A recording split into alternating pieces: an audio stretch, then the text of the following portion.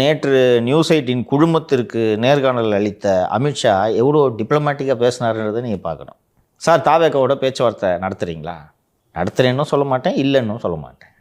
இல்லைங்க, நடத்துகிறதா சொல்கிறேன். அப்போ நடத்துகிறீங்க அப்படின்ட்டு எடுத்துக்கலாமா? என்டிஏவை விரிவுபடுத்துறதுக்கு நாங்கள் எல்லாரு கூடயும் பேச்சுவார்த்தை நடத்துவோம். ஆனால் என்டிஏ பார்ட்னர்ஸ்கிட்ட கேட்டுட்டு தான் நாங்கள் இறுதி முடிவை எடுப்போம். ரைட்டா?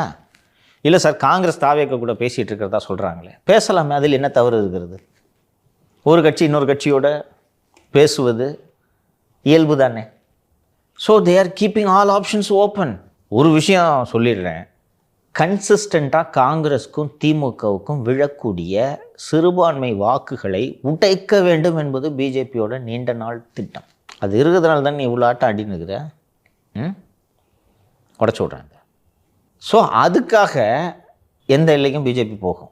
ஸோ அவங்களோட கணக்கு நான் சொன்னேன் ஏற்கனவே 3 மாதம் முன்னாடி அமித்ஷா கோர் கமிட்டி மீட்டிங்கில் என்ன சொன்னார்ன்றது நான் சொன்னேன்.